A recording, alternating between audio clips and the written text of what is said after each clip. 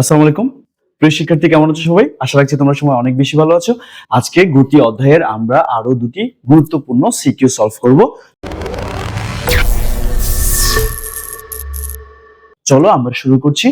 এখানে দেখা যাচ্ছে দৃশ্যকল্প 1, একটি স্লাইড ক্যালিপার্সের ভার্নিয়ারের ভাগ সংখ্যা দেওয়া আছে 10 ও প্রধান স্কেলের ক্ষুদ্রতম ভাগের মান হচ্ছে 1। মাথায় রাখবা, যদি প্রধান স্কেলের ক্ষুদ্রতম ভাগের মানকে স্লাইড ক্যালিপার্সের ভার্নিয়ারের ভাগ সংখ্যা দিয়ে ভাগ করো, তাহলে ভার্নিয়ার ধ্রুবক পাবে। এটা হচ্ছে ভার্নিয়ার ধ্রুবক। ওকে, তাহলে আমরা একটা অংশ পেয়ে গেলাম। এই পার্টটা শেষ। হচ্ছে যন্ত্রটি দ্বারা পরিমাপে প্রাপ্ত দণ্ডের দৈর্ঘ্য হচ্ছে 3.27 সেন্টিমিটার। এটা হচ্ছে ক্যাপিটাল লেটারের প্রাপ্ত দৈর্ঘ্য 3.27। এটা হচ্ছে প্রাপ্ত দৈর্ঘ্যের মান। এরপর হচ্ছে প্রধান স্কেলের পাঠ। স্যার, এখানে প্রধান স্কেলের পাঠকে এম দ্বারা প্রকাশ করা হয়। এটা হচ্ছে 3.2 সেন্টিমিটার। তো এটা স্যার মিলিমিটারে আসছে, এটাকে তোমাকে সেন্টিমিটারে নিতে হবে। তো যেহেতু যেহেতু এটা মিলিমিটার আসছে, তাই এটাকে আমাদেরকে সেন্টিমিটারে নিতে হবে। স্যার, আমরা জানি মিলিমিটার থেকে সেন্টিমিটারে নিতে হলে ভাগ করতে হবে। মিলিমিটার থেকে সেন্টিমিটারে নিতে গেলে ভাগ করতে হবে। সো কত দিয়ে ভাগ করতে হবে? 10 দিয়ে ভাগ করতে হবে। তো আমরা এখানে পাচ্ছি এটা হচ্ছে মিলিমিটার। তো মিলিমিটার থেকে সেন্টিমিটার নিতে গেলে ভাগ করতে হবে, যেটা হবে 0.01 সেন্টিমিটার। তো এখন আমাকে বের করতে হবে ভার্নিয়ার সমাপতন। সো ভার্নিয়ার সমাপতনকে ভি দ্বারা প্রকাশ করে আমরা ভি দিয়ে ভি বের করব। স্যার, আমরা সবাই জানি এল সমান M plus V into VC.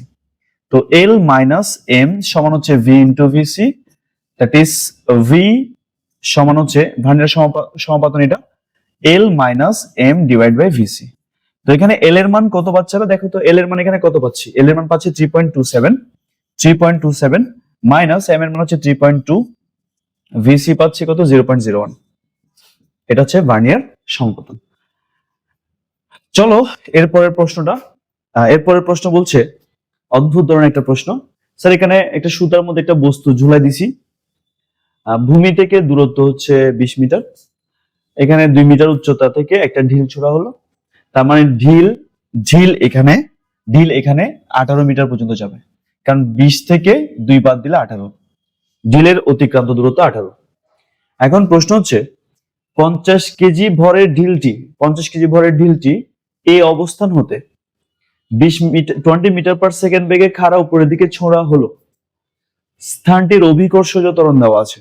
এখন বলছে দৃশ্যকল্প 2 এর ঢিলটির পক্ষে সুতায় ঝুলানো বস্তুটিকে স্থানচ্যুত করতে না পারার কারণ কি? আচ্ছা, আমরা আগে দেখবো ঢিলটি কত বেগে আঘাত করছে। চলো ঢিলটি কত বেগে আঘাত করছে এটা একটু দেখি। আমরা জানি ভি স্কোয়ার সমান u square minus 2gh। U হচ্ছে যে বেগে আমি নিক্ষেপ করছি এখানে সেটা, এইচ হচ্ছে এখান থেকে দূরত্ব মানে 18। আমি এখান থেকে ভি স্কোয়ার এর মান বের করবো। স্যার, ইউ এর মান কত? এখানে ইউ এর মান পাচ্ছ তুমি 20 স্কোয়ার মাইনাস 2 ইন্টু জি এর মান 9.8, এইচ এর মান হচ্ছে 18 কেন জানো? এই পুরো উচ্চতা কিন্তু 20, ভূমি থেকে ঢিলটা 2 মিটার উচ্চতায় আছে। তো ঢিল থেকে সুতাতে ঝুলানো বস্তু দূরত্ব 18 মিটার, 20 থেকে 2 চলে যাবে। তো এটা কত আসে? এটা আসছে 20 স্কোয়ার মাইনাস 2 ইন্টু 9.8 ইন্টু 18। তো এখানে আসছে ভি স্কোয়ার এর মান হচ্ছে 47.2। আবার কত গতিশক্তি দিয়ে আঘাত করবে বস্তুটাকে? হাফ এম ভি স্কোয়ার দিয়ে। তো এখানে হাফ এম এর মান হচ্ছে 50, যেহেতু ঢিলটার ভর 50 KG, into V square 47.2 square 47, V square মান তো 47 পেলাম। তো এখানে ইন্টু 50 ভাগ 2 আমরা পাচ্ছি 1180 জুল। তার মানে এই ঢিলটা বস্তুটাকে এত জুল গতিশক্তি দিয়ে আঘাত করছে। তো এত জুল গতিশক্তি দিয়ে যেহেতু আঘাত করছে, আর এখানে ঢিলটা কিন্তু সাম্য অবস্থায় আছে, মানে সুতার টান আর বস্তুটা সাম্য অবস্থায় আছে। সুতার টান, ঢিল, অভিকর্ষ বল দুইটা কিন্তু সাম্য অবস্থানে আছে। তো যে কোনো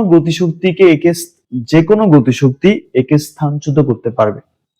কিন্তু অনেক সময় দেখা যায় বাতাসের বাধা বা বিভিন্ন কারণে এই বস্তুটা এই যে ঝিলটা বস্তু পর্যন্ত পৌঁছাতে পারে না।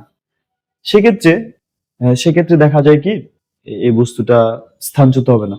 আবার অনেক সময় দেখা যায় বস্তুটার যে এখানে যে শক্তি দ্বারা আবদ্ধ আছে, আর আমি যে গতিশক্তি দিয়ে এখানে মানে আঘাত করলাম সেটা কম হয়ে যেতে পারে, অনেক কম হয়ে যেতে পারে, তাতেও এই বস্তুটা স্থানচ্যুতি না ঘটার সম্ভাবনা আছে। এটাই তো, এটাই হচ্ছে আমাদের প্রশ্ন। চলো আমরা আরেকটা প্রশ্নে যাব। বলা হচ্ছে একটি বস্তু স্থির অবস্থান থেকে সুষম ত্বরণে 5 সেকেন্ডে 50 মিটার পথ অতিক্রম করে।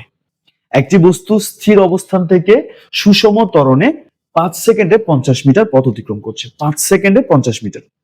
তো এখন 5 সেকেন্ডে যেহেতু 50 মিটার দূরত্ব অতিক্রম করছে, প্রশ্ন হচ্ছে 15 সেকেন্ডের পর বস্তুর বেগ কত? 15 সেকেন্ড পর।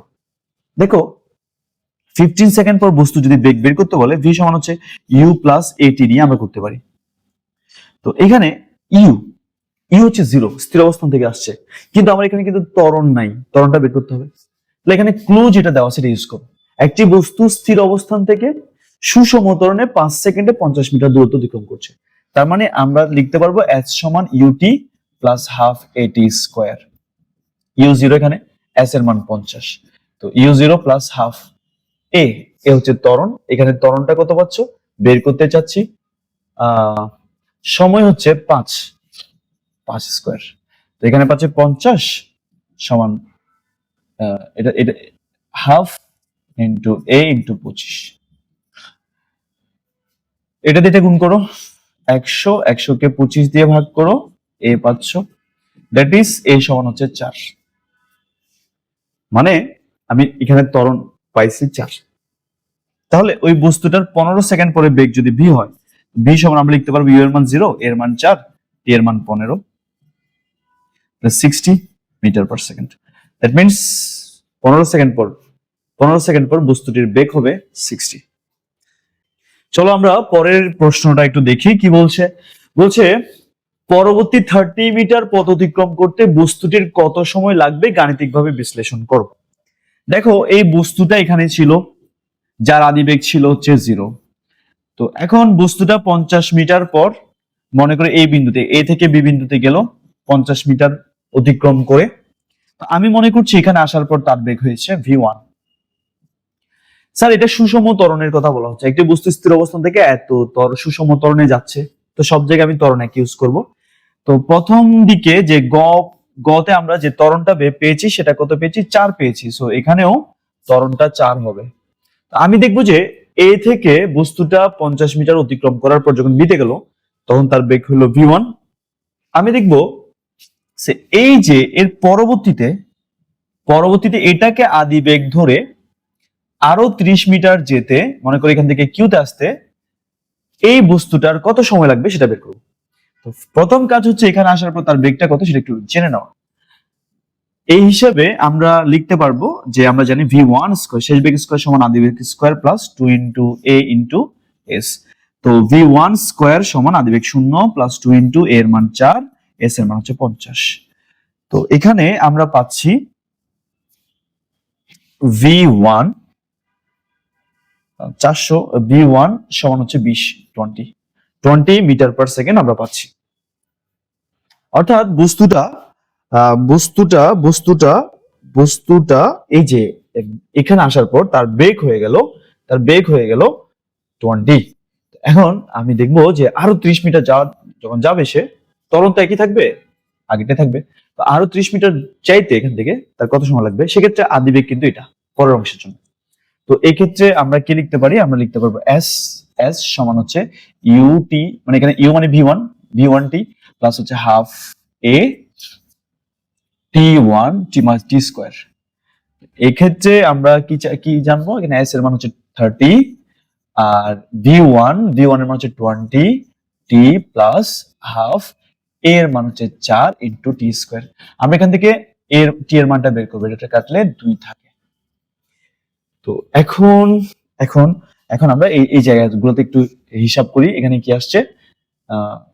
এটা দেখো, এটা 30 সমান হচ্ছে এটা হচ্ছে 20t, আর এটা হচ্ছে 2t square, 2t square.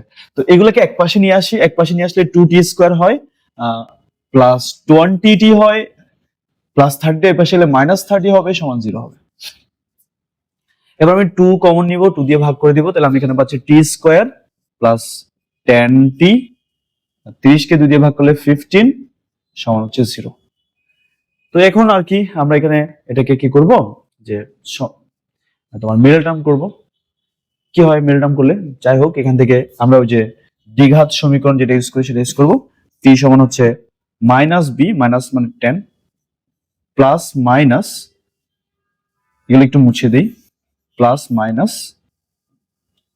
Root over b square মানে 10 স্কোয়ার মাইনাস 4, a এর মান হচ্ছে 1, c এর মান হচ্ছে -15 divide by 2a, 2 into a, a মান হচ্ছে 1। তো এক্ষেত্রে আমরা ডিরেক্ট হিসাবটা করার চেষ্টা করি। 160 4 15 60, এটাকে রুট করি, তারপর আমি পাচ্ছি এখানে t এর মান হচ্ছে -10 প্লাস মাইনাস 12.49 নিচে 2। এবার আমি এটাকে একটু এই এই এই জিনিসটাকে আমি আমি এটা মুছে দিচ্ছি, এই জিনিসটাকে আমি এদিকে নিয়ে যাব যদি এটা হয়। আচ্ছা আগেরটা থাক, এই জায়গাটা থাক, আমি একটা ছোট্ট একটা হিসাব এখানে করে ফেলি তোমাদের সুবিধার জন্য। এই জায়গাতে আমি হিসাবটা করতেছি। স্যার দেখো এখানে t সমান 10 আর 12 যোগ করলে -10 যোগ করলে -10, আমি যদি -10 যোগ করি ভাগ 2, মানে একবার প্লাস যদি ধরো, তুমি যদি প্লাস ধরো এখানে এই যে প্লাসটা ধরো, তুমি টি পাবে হচ্ছে 1.32 সেকেন্ড। আবার মাইনাস ধরলে দুইটা মাইনাস হয়ে যাচ্ছে, মাইনাসটা গ্রহণযোগ্য হবে না। তার মানে যে এখানে আসার পর মানে 50 মিটার অতিক্রম করার পর আর লাগবে 1.32 সেকেন্ড আর 30 মিটার অতিক্রম করার জন্য। এটাই আজকের প্রশ্ন। তোমরা একটু মন দিয়ে স্টাডি করবা, তোমাদের জন্য অনেক কষ্ট করছি, একটু মন দিয়ে ক্লাসগুলো করবা। তোমাদের জন্য শুভকামনা রইল, বেশি বেশি পড়বা, আমার জন্য দোয়া করবা। আল্লাহ হাফেজ।